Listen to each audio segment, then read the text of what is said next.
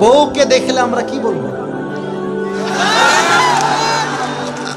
পারবা ইনশাআল্লাহ? খুব সহজ ভাবে প্রশ্ন করবো, আশা রাখবো সে পারবে।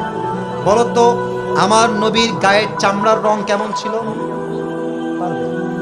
সাদা সুন্দর না লাবণ্যময় সুন্দর? বলো সবাইকে। এবার বলো, আমার নবী কি দেখতে লম্বা ছিলেন, বুঠু ছিলেন, না মাঝারি গঠনের ছিলেন?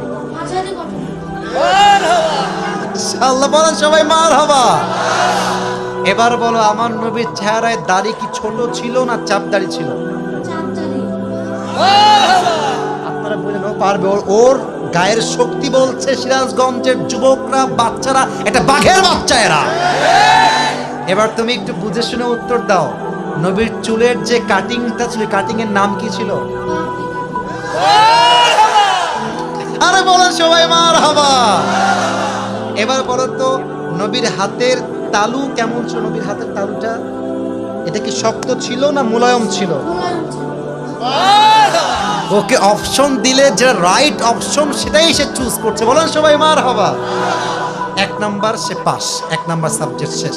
2 নাম্বার বলো তো, আমার নবীর সম্মান আল্লাহ বোঝাবার জন্য যখন মালাকুল মত নবীর কাছে আসলেন, নবীর রূহ কি এসেই কবজ করলেন, নবীর কাছে পারমিশন চাইলেন?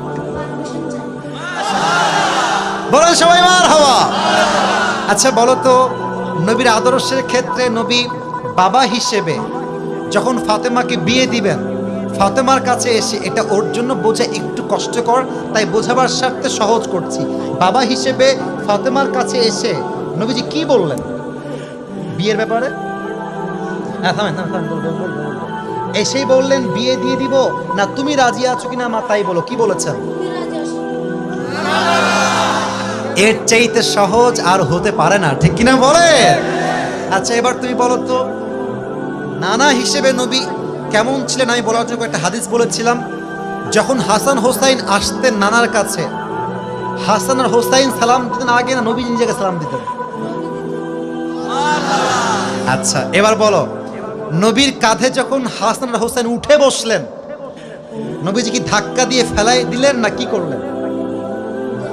দেন নাই। বলে সবাই মারহাবা।